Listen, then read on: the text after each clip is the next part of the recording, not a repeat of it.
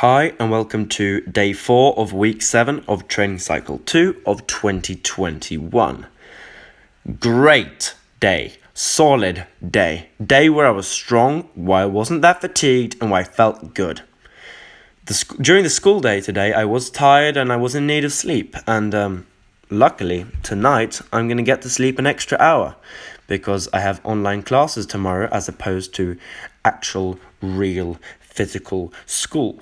So therefore I'm going to be able to sleep an hour extra in the morning, as well as probably going to bed an hour earlier tonight. So I don't know what the time is right now, but we're looking at over 8 hours of sleep, which at that point we're getting closer to what I really need. I'm going to put my sleep needs at probably, if I were to sleep the same every single night, I would probably need in the range of 8.5 to 9 hours.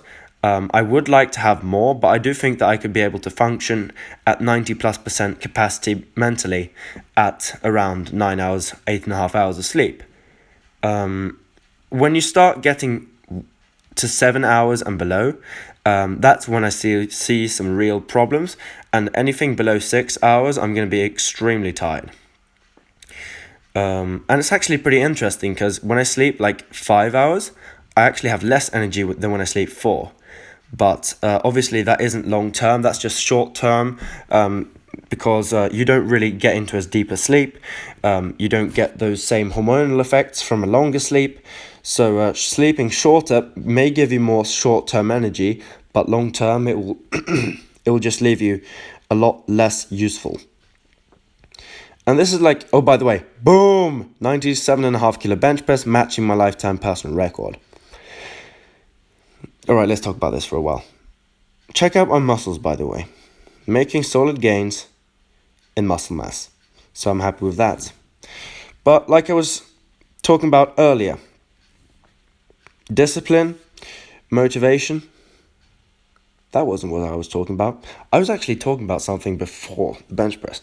I can't actually come up with what I was talking about. Let's see. I'll be right back. All right, I'm back. I was talking about sleep. Another thing that I might as well bring up right now is stimulants.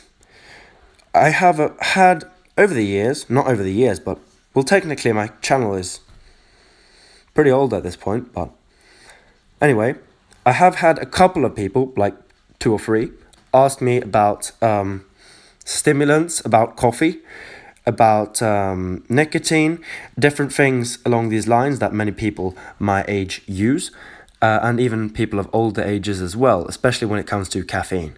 So I don't believe in the stuff, and I believe for the most part everything we do comes at a cost. And for that short-term energy you get from that caffeine, long-term you will have less energy.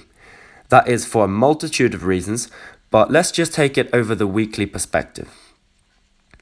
What's going to happen when you start drinking coffee? Well, first couple days, you are completely not the opposite of desensitized. So you are very, very sensitive to, your receptors are very sensitive to that specific stimulus of caffeine. Alright, so you do that for a couple days, feel fantastic, you get a shitload of energy from the coffee, and you feel like $1,000,000. Now, you may have some difficulties sleeping, but the fatigue hasn't accumulated yet. Alright, what happens when you start, now you've gone for a couple weeks, and it started off as like a one-time thing. Right, I'm going to drink coffee today, and then it's like, all right, I'll drink twice a week, 3 times. All right, I'll drink every day, but just 1 cup, and then it's 2 cups, then it's 3. And now you start getting to the point to where now your receptors are becoming desensitized.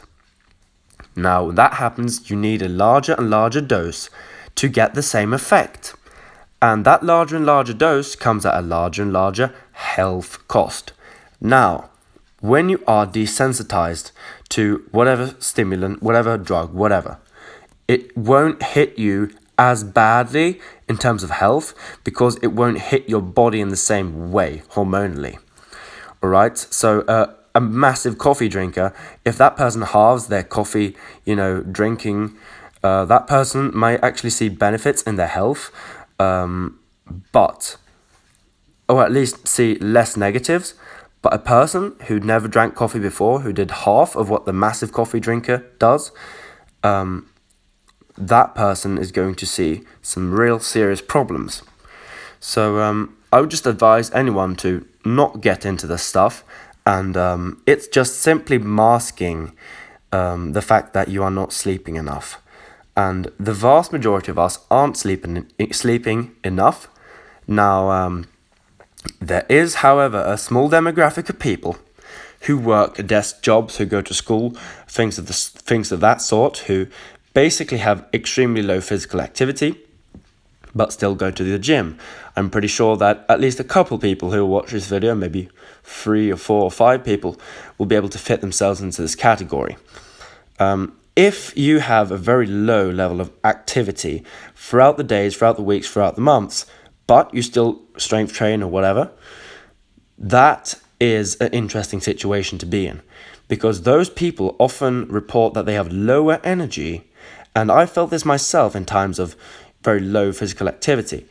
When you lower your physical activity, you will actually short term feel more energetic, long term you will feel less energetic.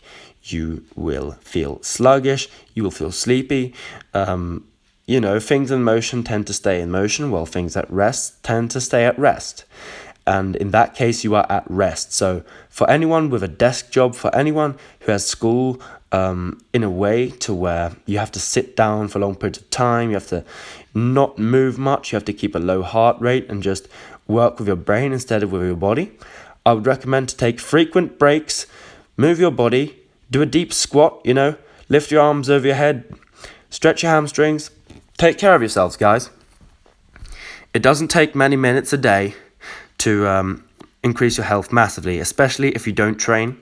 So if anyone is watching my videos, that might be one person who doesn't already train, do it. Stretch, train, get in a deep squat, sit there for a couple minutes, and feel how much better you feel afterwards. So I will see you guys tomorrow. Fairly soon, I'm going to hit a 130 kilogram squat, as well as a 100 kilogram bench press. Let's go.